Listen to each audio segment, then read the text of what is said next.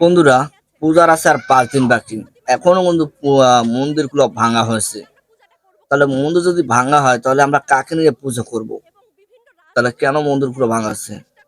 বন্ধুরা, ভিডিওটা সবাই দেখে আসি, তারপর কিছু কথা আমি বলতেছি। আর ভিডিওটা সবাই শেয়ার করে দেবেন, সাথে থাকুন, পুরো ভিডিওটা দেখে আসি। পূজার মনে হয় 5 দিন বাকি আছে। আজকে পর্যন্ত প্রতিমা ভাঙচুর হচ্ছে। প্রতিমায় যদি ভেঙে যায় তাহলে আমরা পূজাটা করব কাকে? এই যে যারা ভারতীয় দালাল বলছে এবং বিভিন্ন রাজনৈতিক ট্যাগ দেওয়ার চেষ্টা করছে, তাদের কাছে আমাদের আহ্বান, আপনারা জাস্ট বাস্তব চিত্রটা দেখুন বাংলাদেশের। আমাদেরকে স্বপ্ন দেখানো হয়েছে নতুন বাংলাদেশের, স্বপ্ন দেখানো হয়েছে বৈষম্য বিরোধী বাংলাদেশের।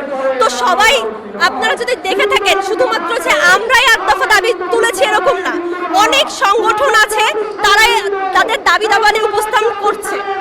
তাহলে শুধুমাত্র আমাদেরকেই কেন বলা হচ্ছে যে আমাদের দাবি হচ্ছে সরকারকে কেন্দ্র করে? আসলে আমাদের দাবি কোনো সরকারকে কেন্দ্র করে না, কোনো রাজনৈতিক দলকে কেন্দ্র করে নাই। আমাদের দাবি হচ্ছে নতুন বাংলাদেশকে কেন্দ্র করে। তো এই জন্যই আমরা 8 দফা দাবি এখনই তুলেছি। আমাদের আন্দোলন শুরু হয়েছিল আগস্ট মাস থেকে এবং আমরা আন্দোলন করেছি কোথায় কোথায়? শাহবাগে, শহীদ মিনারে। শাহবাগ শহীদ মিনার নিশ্চয়ই ভারতীয় এম্বাসি নয়।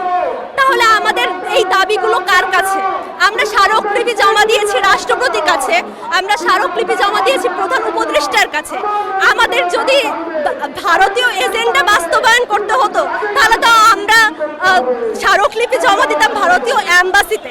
তো আমাদেরকে এই যে আমরা শুধুমাত্র এখন নয়, এর আগেও দেখেছি যে কোনো কর্মকাণ্ড গ্রহণ করলে একটা রাজনৈতিক দল অপর একটি রাজনৈতিক দলের উপর তার দোষারোপ করে।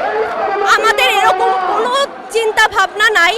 আমরা সবাই এখানে নয় স্টুডেন্ট, নয় কর্মজীবী। আমাদের 8 দফা মেনে নিক, আমরা জাস্ট 8 দফা মেনে নিবে, আমরা সবাই ঘরে ফিরে যাব। আমাদের আর কোনো কর্মসূচি থাকবে না, আমাদের আর কোনো অবস্থান থাকবে না। এই যে যারা ভারতীয় দালাল বলছে এবং বিভিন্ন রাজনৈতিক ট্যাগ দেওয়ার চেষ্টা করছে, তাদের কাছে আমাদের আহ্বান, আপনারা জাস্ট বাস্তব চিত্রটা দেখুন বাংলাদেশের। আজকে মহালয়ার থেকে শুরু করে, মহালয়ার আগেও হয়েছে, মহালয়ার থেকে নিউজ করা শুরু হয়েছে। আপনারা যদি দেখেন কিশোরগঞ্জে প্রতিমা ভাঙা হয়েছে, আমার নড়াইলে প্রতিমা ভাঙা হয়েছে, এরকম হাজার হাজার এক্সাম্পল আমরা দিতে পারবো। এই অবস্থানে আমরা কিভাবে ঘরে বসে থাকবো? আপনাদের কাছে আমাদের প্রশ্ন থাকবে। অবশ্যই আমরা শঙ্কাবোধ করছি। শঙ্কাবোধ কেন করব না? আজ পূজার মনে হয় 5 দিন বাকি আছে। আজকে পর্যন্ত প্রতিমা ভাঙচুর হচ্ছে। আপনারা সবাই জানেন যে আমাদের পূজাটা প্রতিমাকে কেন্দ্র করেই হয়। প্রতিমায় যদি আমাদের ভেঙে যায় তাহলে আমরা পূজাটা করব কাকে? তো আমরা অবশ্যই শঙ্কাবোধ করছি এবং আমাদের বারবার আহ্বান রাষ্ট্রের কাছে যে আমাদেরকে নিরাপত্তা নিশ্চিত করা হোক, আইন শৃঙ্খলা বাহিনী আরো কঠোর হোক, অন্তত পূজাকে সামনে রেখে যাতে আমরা পূজাটা সুষ্ঠুভাবে করতে পারি। প্রিয় দর্শক, কথাগুলো তো সবাই শুনেছেন যে আমাদের 8 দফা মেনে নেও, তাহলে আমরা সুস্থভাবে ঘরে ফিরে যাব। তাহলে আমাদের আর কোনো কথা থাকবে না। কেন আমাদের এখন মন্দিরগুলো ভাঙা হয়েছে? আমরা কাকে নিয়ে পূজা করব?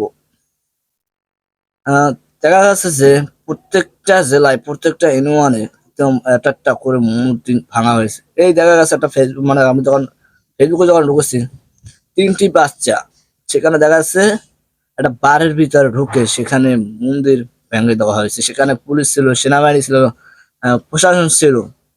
সেখানে বাচ্চাগুলো পাঠিয়ে দেওয়া হয়েছে সে মন্দিরগুলো ভাঙা হোক। কেন এই মন্দিরগুলো ভাঙা হবে?